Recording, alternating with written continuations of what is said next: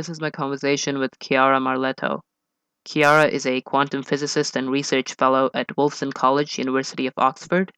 Her research interests are at the foundations of physics, which include focusing on issues in quantum information theory, condensed matter physics, quantum biology, and thermodynamics.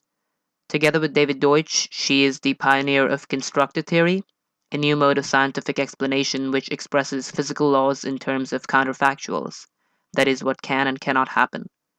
She's the author of The Science of Can and Can't, subtitled A Physicist's Journey Through the Land of Counterfactuals, which is all about constructor theory and its implications.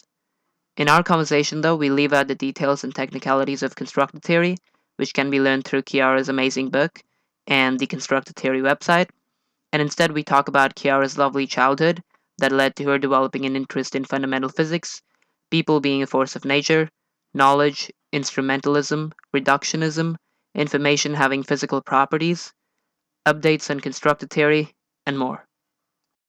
Unfortunately, the audio quality on Chiara's end is a little off for the first 10 minutes or so, as there's some disturbance from the microphone, but it gets much better after that. Apologies for this. The podcast is still a work in progress, and I'm learning with each episode. Your support makes it better. I hope you enjoy. Alright, this is a conversation I've been looking forward to for some time now, and it's with someone whose work I really admire. So, Chiara, thanks so much for coming on the podcast. It means a lot. Thank you so much for having me. It's great. I thought we could begin with your background, if that's okay, and how you came to do what you do. So, you've illustrated some beautiful childhood experiences of yours in your amazing book, The Science of Can and Can't, which adds a really playful taste to it. So, I'd love to hear more about how it was like and how you developed your love for seeking good explanations. So I think I really have a special kind of place in my memories for my childhood because, I really enjoyed it, and I think it was a time where I was, lucky enough to have lots of space to explore ideas, and this was within my family. I think both my parents really liked telling me stories and, enhance this sort of imagination capacity that we have and try to stimulate it. And this happened since I was a very little kid. But also, let's say at school, I kind of encountered some really inspirational teachers, and that was really exciting to me. I think the main thing I really enjoyed out of all of the stuff I learned, partly school, partly in my family, and partly also with friends and so on, was this thing that we humans do really well, which is to tell stories. And the storytelling aspect led me somehow to first imagine myself, as a grown-up, as someone who would be a writer, and then that turned into philosopher. And this was when I was a teenager. I kind of got into philosophy a lot. I really enjoyed it. But it was only later that I realized that actually physics, out of all disciplines that I came across, was really the thing that allows you to tell the most compelling stories about reality.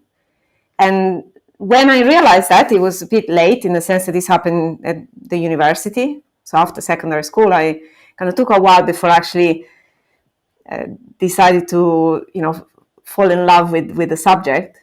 But when it happened, it was really like a sort of revelation. And since then, I really just decided that was my what I wanted to do as I wanted to do research in this field. And in fact, I think studying physics really also touches on all sorts of philosophical issues. And you have to have some kind of taste for for fun and for fantasy as well, in the sense that you need to be able to come up with explanations that are, on the one hand, watertight and meaningful and kind of complying with experiments and so on. But at the same time, you want them to be new and different and somehow, going beyond what we know. So in that sense, you really need some imagination to think of what could the next step be. And so I think this is really the aspect of physics that I enjoy the most, and that's what makes me sort of have fun when I'm kind of thinking about physical problems. And so I guess in this short, this is the sort of path in terms of ideas that I've followed. But this constant aspect of storytelling is always there, and it's a very important one. And it seemed to me that it puts together, if you like, all of the things we do in not just physics, but in other parts of science and also in the humanities. When we try to come up with good stories, we really try to come up with good explanations. And, it so happens in my case, I think physics is the best place where I can try to do that. But there are also some other disciplines that are also very interesting. They're also based on this kind of thing. Yeah, we can definitely see that in your book, like the storytelling aspect as well as the, strict explanation part, both of them combining into a beautiful, wonderful book. And so, yeah, you mentioned some form of a revelation when you just started to fall in love with physics and the whole idea of finding physical explanations about the world. So, was there a specific moment or a specific experience at university that led to this this revelation or this love for seeking physical explanations? Yes, and I think I can. Although, I mean, these things happen in a continuum, so it's usually perhaps what happens is that when you look back, you try to find some narrative to explain what happened. Yeah. But let's say in my mind, as far as I can remember now, I can identify a couple of moments where I had this sort of epiphany kind of moment. So one was early on when I came across. This was more like with mathematics rather than with physics. So the first thing that I actually kind of found compelling was the way the order I sort of met things was like, first I met philosophy, meaning I studied it in detail to some degree, and then after that I had I sort of entered the details of some kind of mathematics, and I noticed how more powerful the way to express concepts like infinity, for example, was in mathematics. So, for example, I really loved the idea of infinite series, and so when I kind of understood the idea of convergence within mathematics, this was early on when I was a teenager, I think that really sort of grabbed me a lot. And I thought this was compelling and very economical it's just you can express the idea of infinity with a formula, but at the same time it has a lot of depth in terms of conceptual depth, etc. So there was one aspect that somehow shifted my interest from, say, humanities, which was my early sort of love, towards more mathematical and finally natural sciences. And then later, I think I had this experience of encountering in university the field of quantum mechanics, which happens to be the field where I work now. And it was presented to me in a very confusing way. So I think unlike Newtonian mechanics, there was, the first thing I met, and it wasn't very interesting to me. I found it not so deep, or somehow I didn't quite understand the depth of the subject at the time. But with quantum theory, I think because it was presented to me in such a confusing way, I could kind of, I found it like a puzzle. And then I think the process of gradually understanding how to make sense of it with various conversations with some of my mentors, and also separately just by reading things. So the fact that I managed to make more sense of it, eventually moving away from actually what's the kind of stuff that's taught in textbooks, which is very confusing about quantum mechanics usually, that was really exciting. And so that was the second point where I kind of got really sort of grabbed by the subject. And once it took hold of me, this especially specifically the study of theoretical quantum physics, I couldn't, I just decided I couldn't stop. So I thought I'd want to become a researcher in that field, and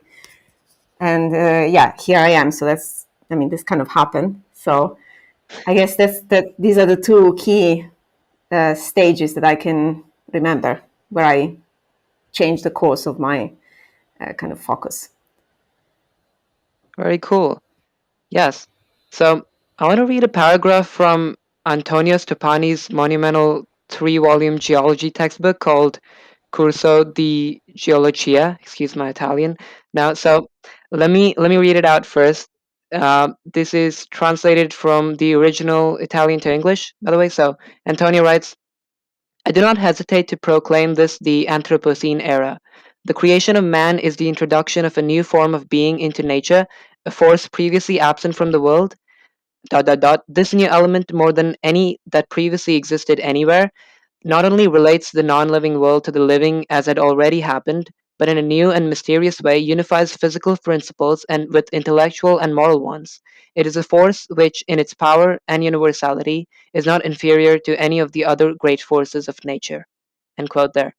So that paints a really beautiful picture of humans being a force of nature. And you've written that knowledge is one of the most resilient things in the universe. So let's begin there. Why do you think knowledge is so resilient? And perhaps explain the term resilience for those listening and are unfamiliar with our work, because you seem to use it in a deep manner.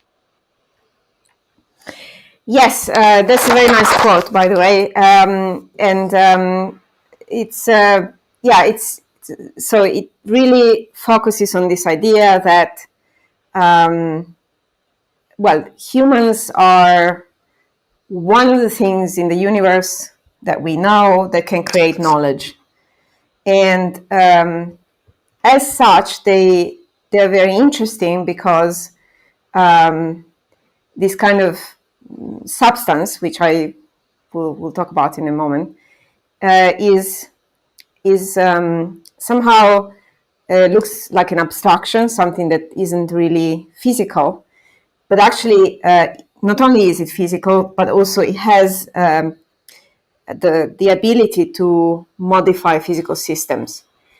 And so this is the sense in which I use it in the book. And really, this is a conception that's been introduced by David Deutsch, who kind of is the originator of this idea of knowledge as a kind of physical entity that can cause transformations in the physical world. And that concept of knowledge itself, in turn, comes from, on the one hand, modern biology.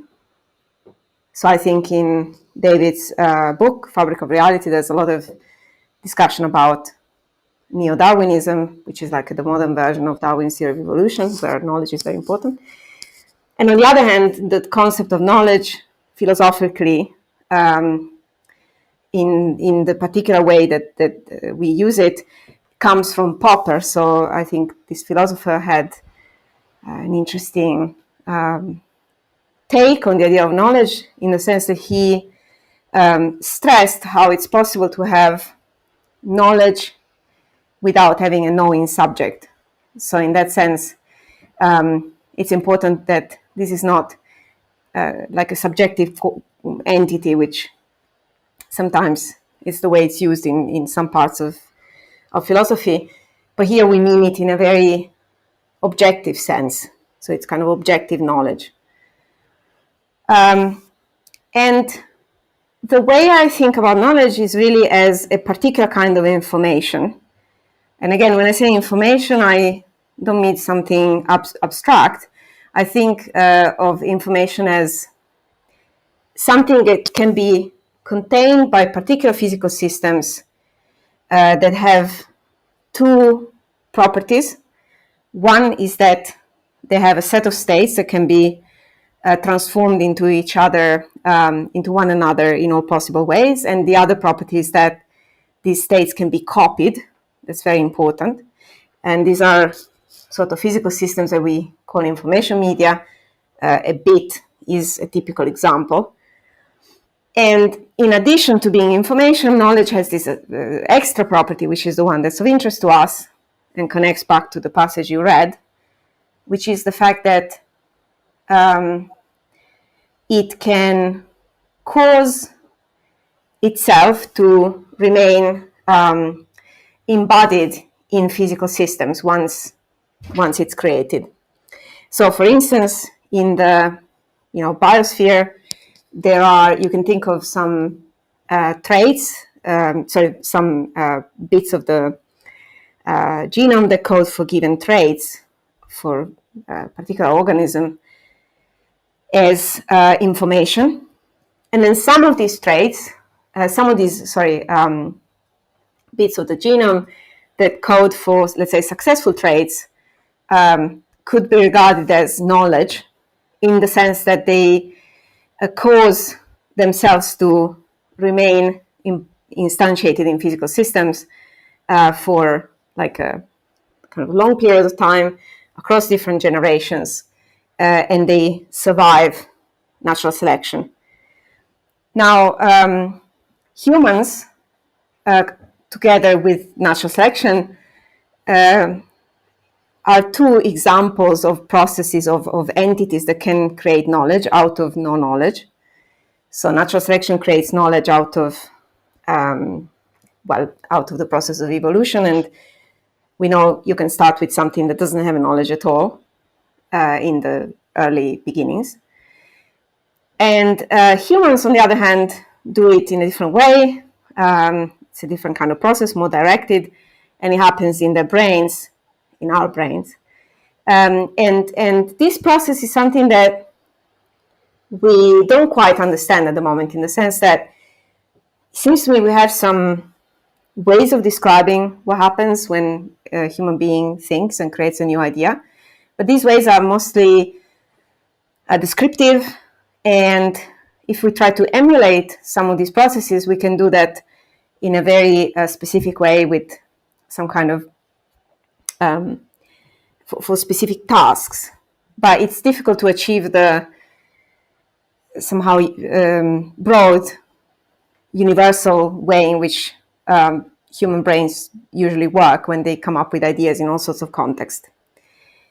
And so in that sense, I think the fact that we have two physical processes, one is the process of thinking, the other one is the process of natural selection, that can create a particular kind of information that's resilient and can remain instantiated in physical systems, despite the fact that the universe is not designed for that to happen, is not only a very interesting thing, but somehow it's of interest for physics, because these are two physical processes, and it would be very important to have a theory, a physical theory of what's going on during these processes. And I don't think we have it yet.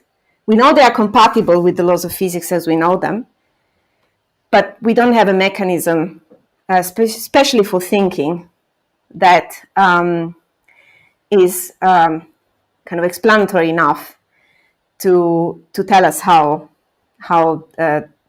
new knowledge is created in general. So that's something that I think it would be really interesting to study. And ultimately, this is important, from a more narrow-minded point of view, I think it's important for, even our own survival, because the fact that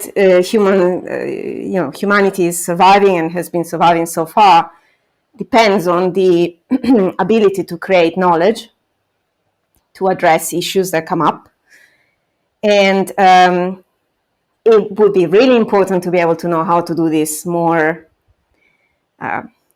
I'd say, deterministically, if you see what I mean, so that we can actually make progress, in a more directed way and in a faster way, so that we can address all of these issues that we are facing, for example, right now. So in this sense, I think it's even interesting, not just from the foundational point of view, but somehow it's vital for us to sort of to survive ultimately. Yeah, I love how you called the whole of humanity's survival a narrow-minded point of view. But yeah, I guess one means that perhaps is a bit more parochial from our own point of view. I think, in a sense, I guess, there's the beauty of ideas, that it would be nice to have a theory about knowledge on the one hand, and then, on the other hand, we have these more mundane, pressing problems that we have to solve, and it would be really nice to have, the ability to create knowledge more efficiently and on demand, in a sense, and we don't know how to do that. Yeah.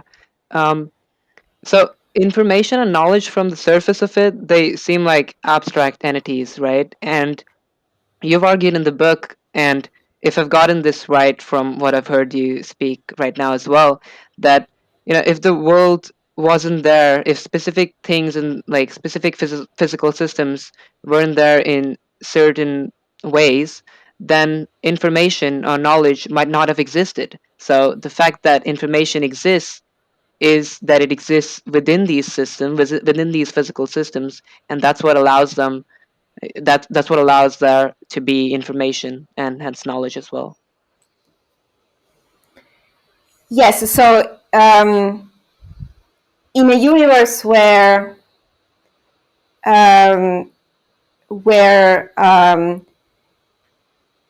some of these interactions were not available. So supposing we are in a universe where, for example, you cannot copy certain states of matter, then in such a universe we wouldn't have information in the sense that we know it. And as a result, we wouldn't have knowledge. So I think this is an interesting fact, that it's one way to realize why is it that we say that knowledge is physical and information is physical. Because if you remove some features from the laws of physics that we currently think describe the universe, for example, the ability to copy things, then these entities wouldn't be allowed anymore. And this is very, very deep, and somehow allows us to say that things that appear to be abstract, like information and knowledge and other things as well, actually they are not. They are really deeply rooted into physics, and they exist only because some features of the laws of physics are there. And the reason why they seem abstract is basically that, in the case of information, for example, the properties that make an object capable of containing information are largely independent of the special details of that object. So for instance, you can say that this property of having copyable states that can be copied, is shared by traffic light that can be either on or off, or a flag that can assume one or of say two colors, a transistor in a computer which also can be on or off, and so on. And all of these are very different physical systems, but they all have this particular property of having states that can be copied. And this is a physical property, and you don't need to specify all the details of your physical system to say that it's a bit. And this is why somehow the fact of being a bit looks like an abstraction, but it's not. And the reason why it's not is because whether or not something is a bit is decided by the laws of physics that this particular object obeys. So yeah, this is a very nice, one of the nicest things that I think I found, in this program of research that I'm pursuing with David and other collaborators here, that it really allows you to pin down the reason why information is physics, and it does so in a very general way.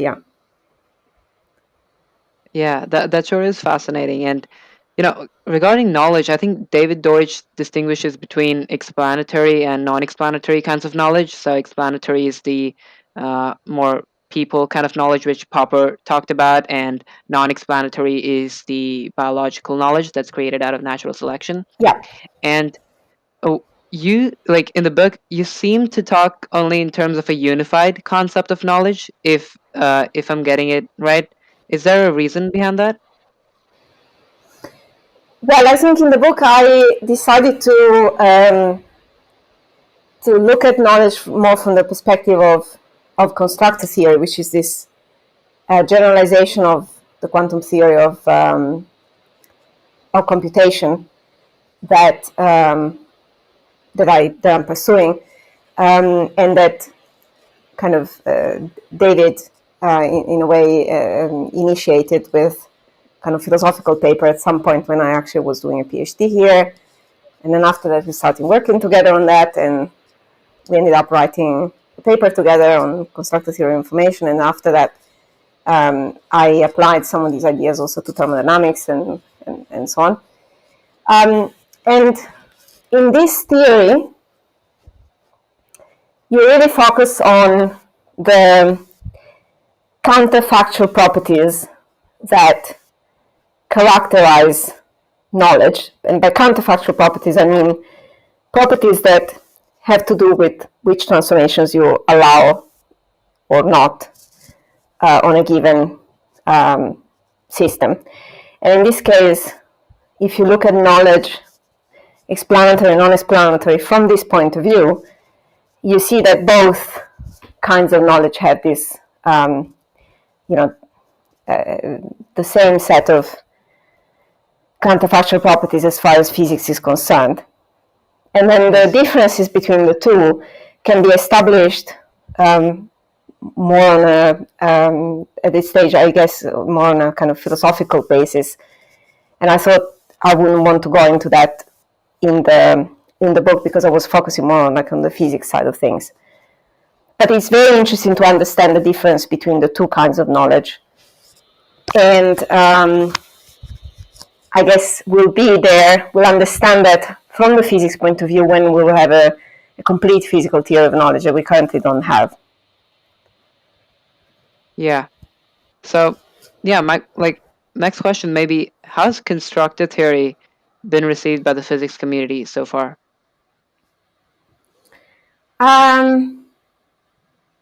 So I think it depends a bit which part of the physics community you consider.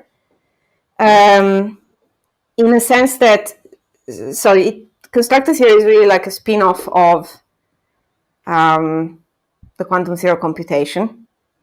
So in that sense, in the context, in the foundations of quantum information theory, which is the set of the part of the community that's closest to me at present.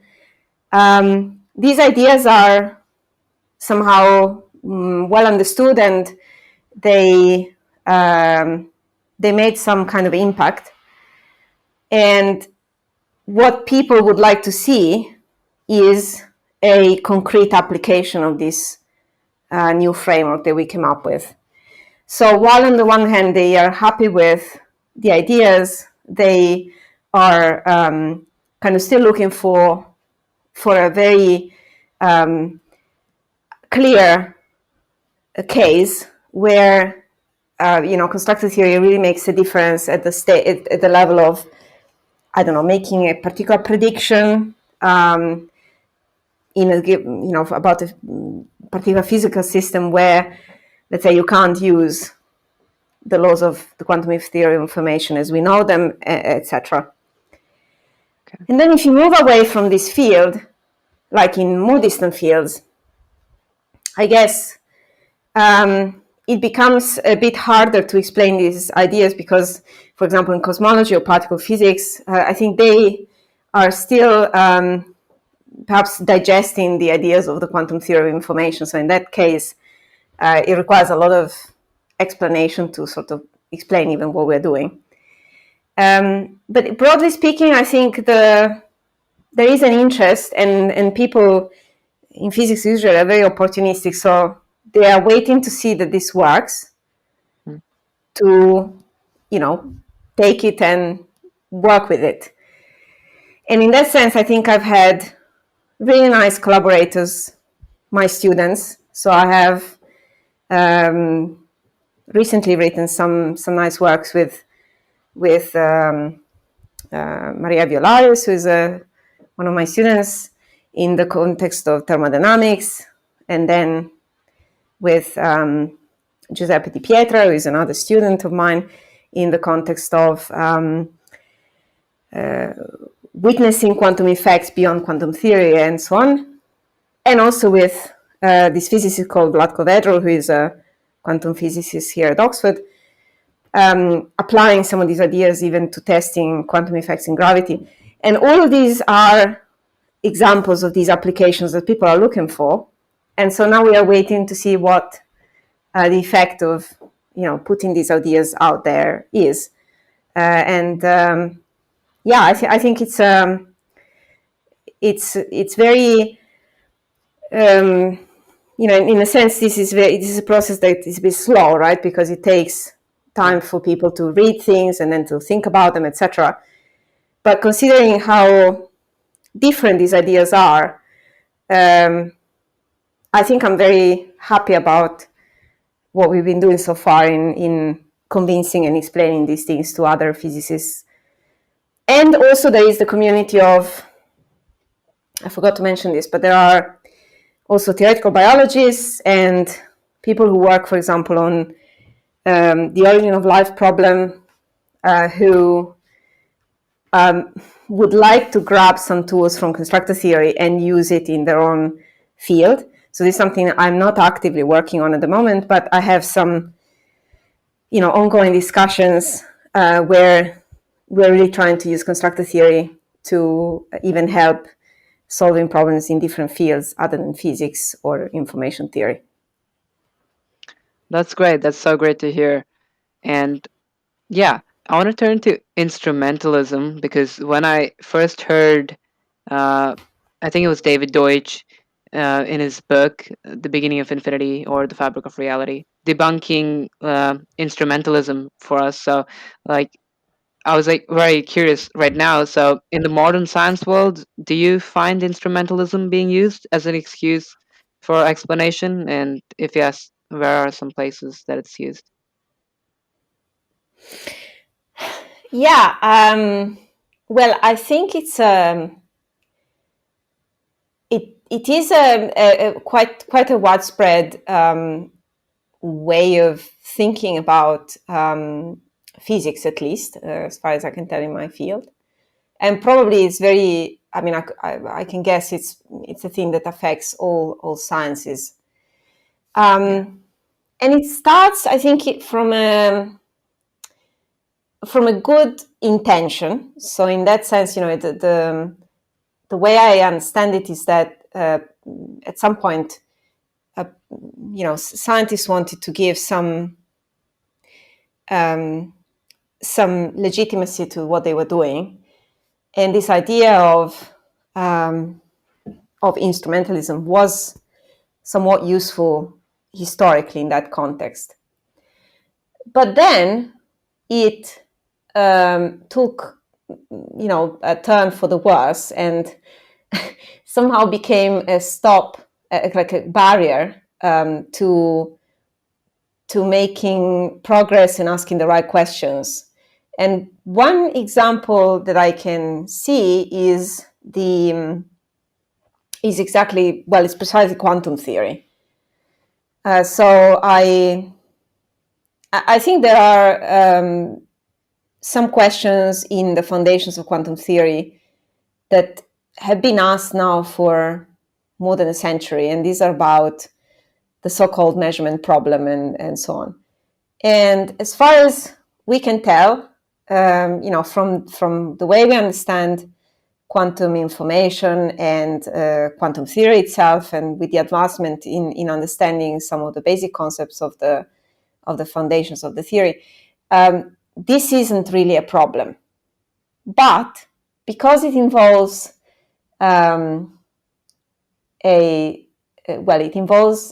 realizing that there are things that a theory can appeal to which can't be directly measured.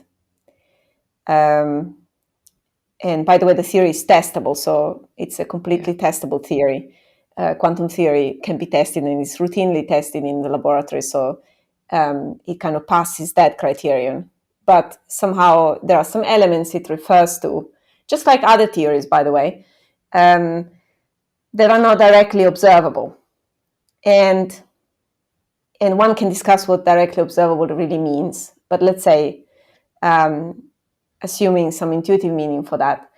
And this has created a huge amount of confusion. And the reason why the proposed solutions to this problem, which have been around since, in fact, Schrödinger's writings and also Everett's writings and so on, the fact that these solutions to the problem haven't been really taken on board by the whole community is largely due to some philosophical bias, which it seems to me makes us focus on the wrong problems.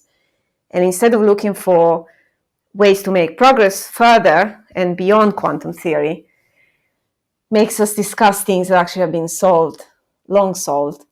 So this is an example where this kind of thinking isn't helpful. And I actually don't know how to solve this. It's a very interesting phenomenon. It's more like maybe, it's of interest to perhaps anthropologists as well. But it's a pervasive one, and I think it's very important to discuss this stuff and hopefully also change the way some subjects are taught, because quantum theory is taught in an instrumentalist way in undergraduate courses, and even earlier if you studied when you're doing your secondary school, your A levels and so on. And it's a shame because it really misses the point, and it makes you focus on the wrong things. So I'm hoping that at some point, if we manage to achieve some different way of thinking about quantum theory, we will also be able to change the way this is taught in standard courses and in textbooks and in lectures and so on. Yeah, it's really interesting, to be able to solve that. I don't know how we go through it, but maybe the way it's taught would be a good place to start. And Yes. what about reductionism? The idea that scientific explanations are all about the deepest theory. I don't think it'll be as big a problem as maybe like as big as instrumentalism, but I still think so we need to understand the importance of different levels of explanation, right? And we can't just go to the deepest theory we know and just account everything to the movement of particles, which is the supposedly deepest layer of explanation. So yeah, do you see that cropping up as some form of a problem as well?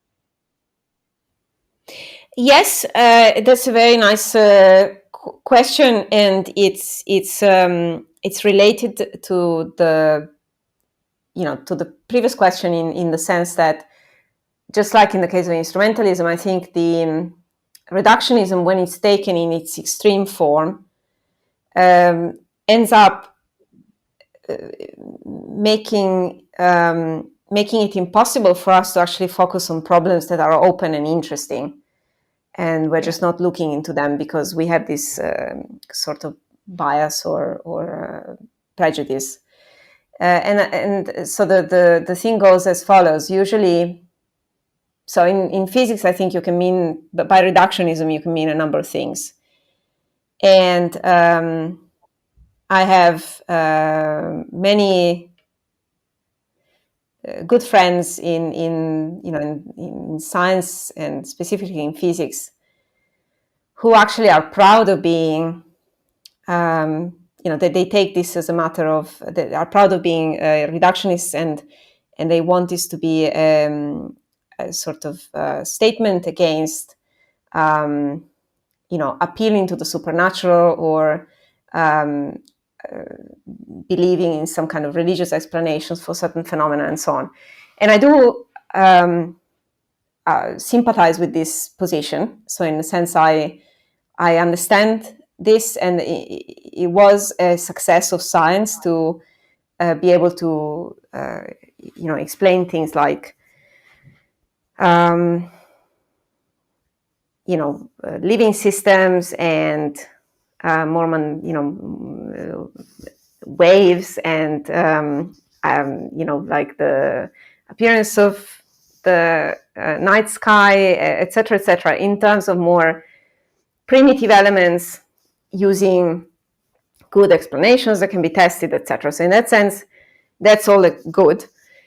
But what is, I think, it's not good is to extremize this position and end up saying not only do we not want to appeal to the supernatural, which is a good thing, but we also want to say that there's only one allowed ultimate layer of primitive elements in terms of which we want to explain everything. So typically this is taken to be the level of the elementary particles and their dynamical laws or laws of motion.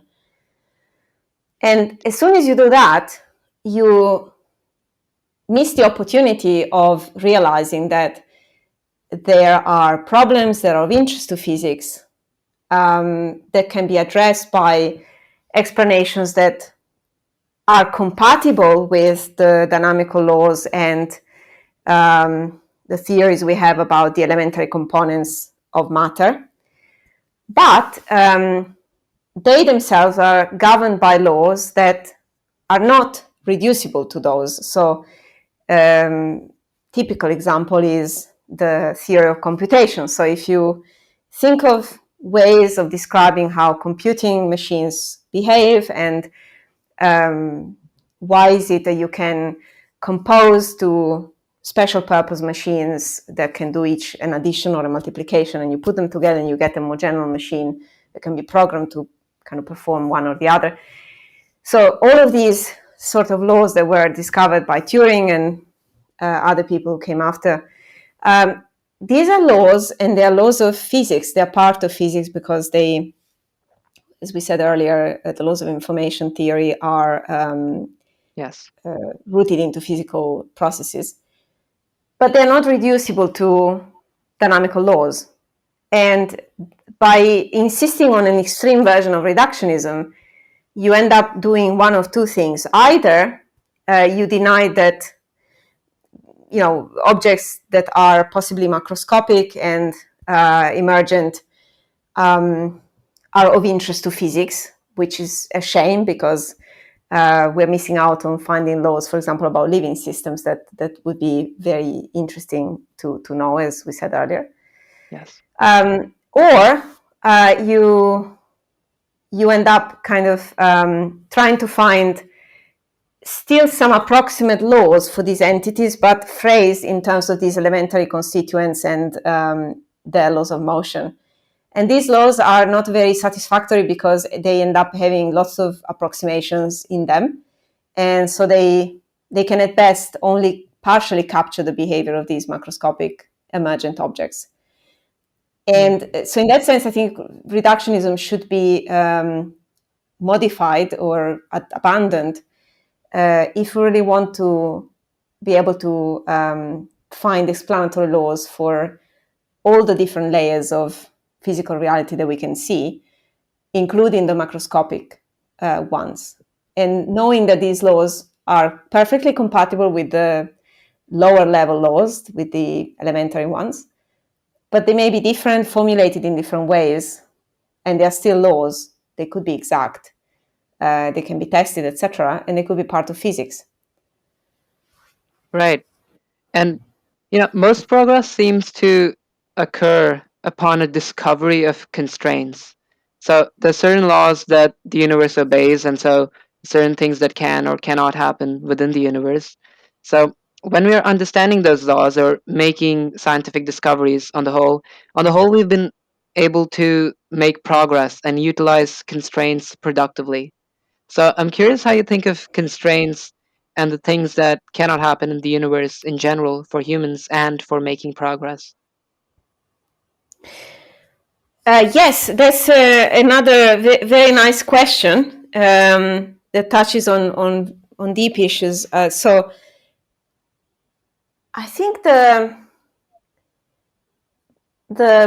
idea of a constraint is usually taken as, at least intuitively, kind of negatively, because we're thinking, well, constraint is something that restricts our possibilities.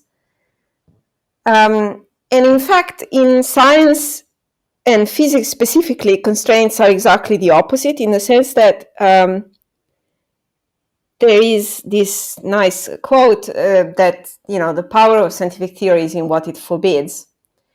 And this is true because, we can see this, that the more the more explanatory is a theory in physics, for example, and the more constraints it has on what is, impossible to do.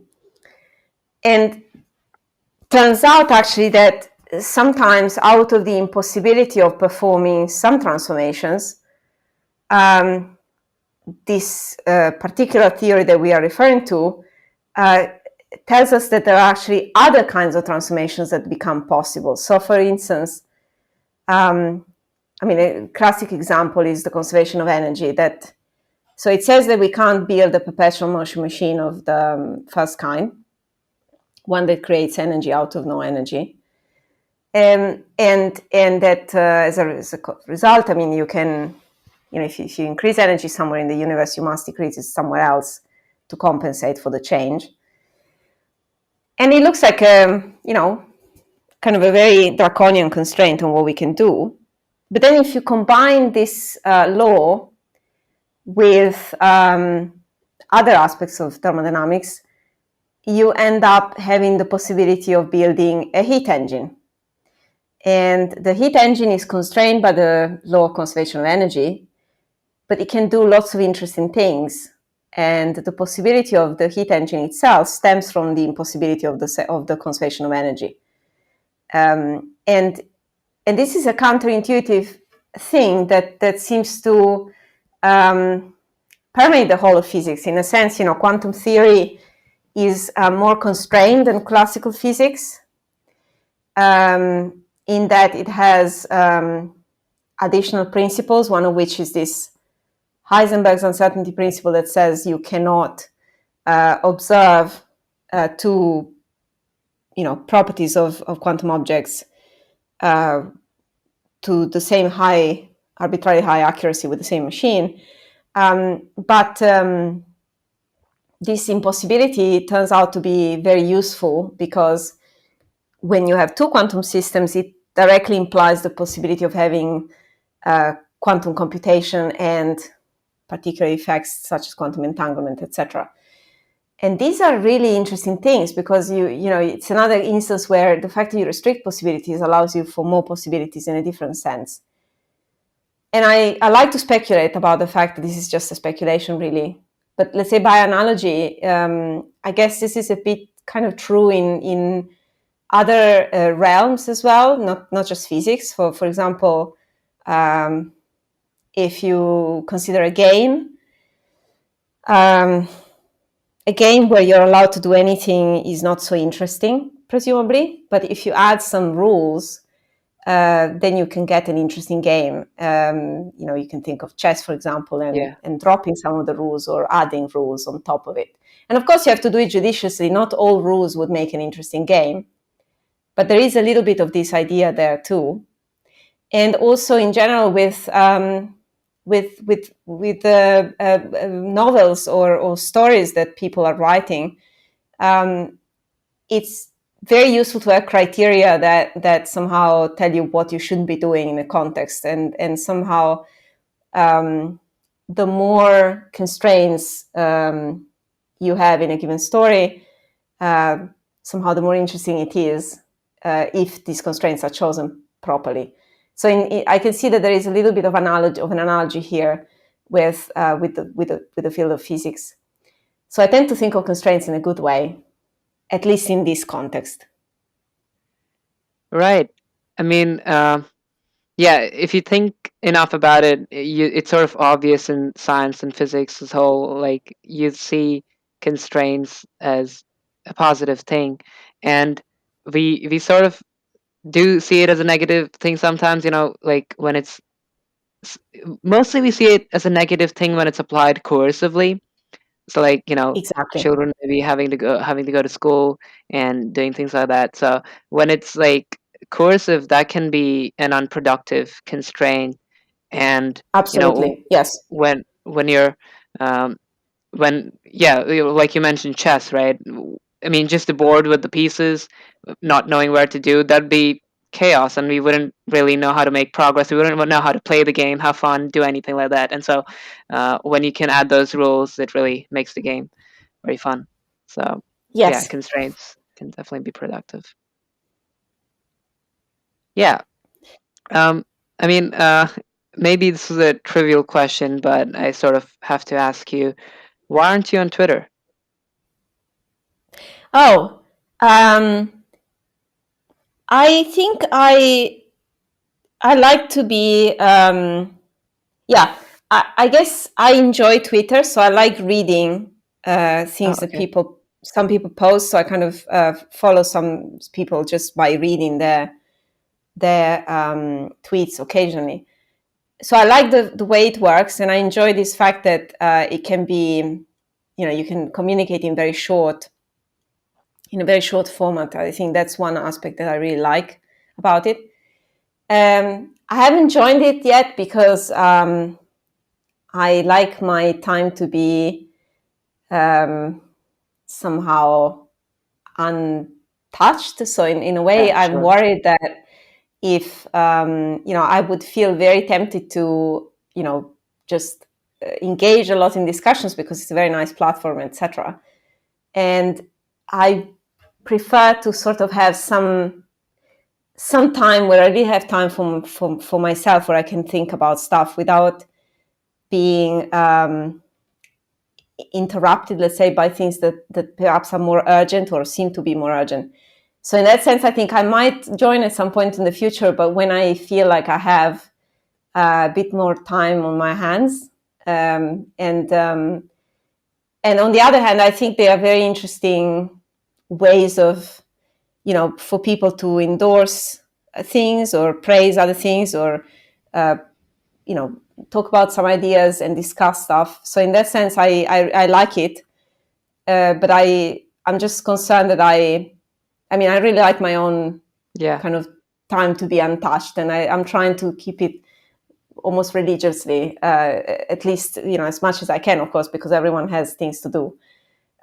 But within reason, I'm trying to keep some time for just unspoiled thinking, hoping that this is. I guess that's because that's what I enjoy the most doing. Right. Yeah, I respect that, and I know we are overshooting a bit here, so we might want to end it there. Though I love that you do read some tweets and occasionally see what's going on over there. So that's Yeah, amazing.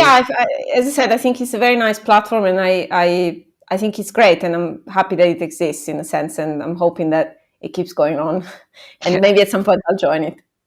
Amazing, great. I'll be waiting for that day. Um, Thank you. yeah, and so this was a great conversation. Thank you so much for doing this. Really lovely talking to you. I think this was very valuable for some people. My my pleasure. Great. So, yeah, your book is The Science of Can and Can't, which I'd recommend everybody to read. And everything about constructor theory can be found at constructortheory.org. So that's just for the listeners. Thanks again, Chiara, for doing this. Thank you so Yeah. much for having me. It was great. I enjoyed it.